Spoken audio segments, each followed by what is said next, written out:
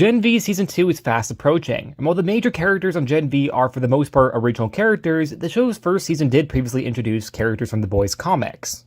Most notably being Tech Knight, an Iron Man parody who is very much R-rated, who would go on to appear in The Boys Season 4 to be killed off. And also the She-Moth, a She-Hulk parody that cameoed. The trailer for Gen V Season 2 has confirmed that there will be new characters from the boys' comics that will be introduced, with the trailer showing us Vikor, played by Tate Fletcher, train the students of Godolkin. Dogknott also appeared in the trailer, who we already made a video on. Vikor is also a more recent addition to the boys' universe, as he's not from the original 2006 series that lasted until 2012, but instead comes from the 2020 series The Boys Dear Becky, an 8-issue miniseries that takes place during the events of the original run, with everyone still alive. This comic was launched as a way to play up the Amazon Prime show because the first season just came out. Vikor is a parody of Thor, but also the real-world wrestler Hulk Hogan, with even personal scandals of the wrestler being used to influence this character, which makes Vikor a perfect fit for the boys' universe. Vikor was the leader of the Children at Stormfront, a bought German superhero team of heroes that have pretty basic super strength powers that appear to be Viking-inspired, who for more recognition and popularity claim to be the children of the secret Nazi German bot hero Stormfront, who in the comics is male. Which seems to maybe be a parody or poke fun at how Marvel and DC comics often have every superhero to have a spin-off hero and a son or daughter, which is fair, even if I like a lot of those characters.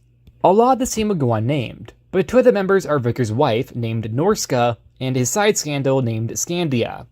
Norska and Scandia seem to be parodies of Lady Sif and Valkyrie. Vikor, along with the Children of Stormfront, would debut in the second issue of this series, titled Sunday, with the series taking place over a single week, plus an additional issue being an epilogue. Vikor would be caught on photograph masturbating with an object known as the Eternity Gauntlet, which is his version of Thor's magic hammer, Mjolnir.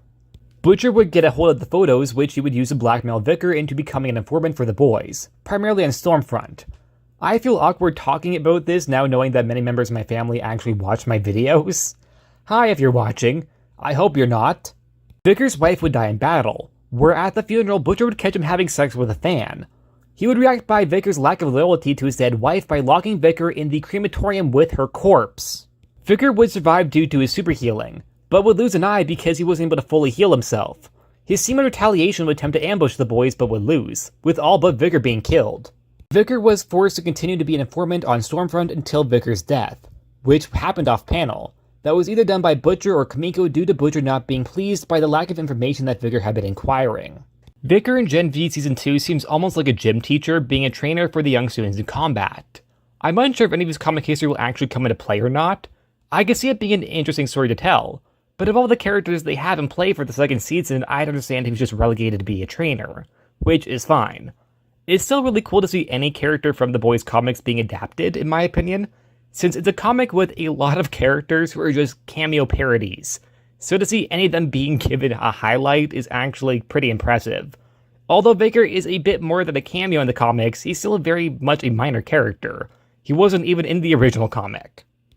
So the fact he's being adapted at all is actually pretty impressive, considering the character is, well, he's not really a character. Although, it could be argued that the character is kind of a big part of the series he does come from, since his storyline is pretty integral. However, he's not the main focus, that's mainly Butcher. He's more of an accent to his own storyline. So the fact he's being adapted at all is still actually pretty cool, since, like said, he is a very minor character, who I also struggled to even make a video on because I didn't know how to talk about a character that appeared in maybe, like, what, 5 panels?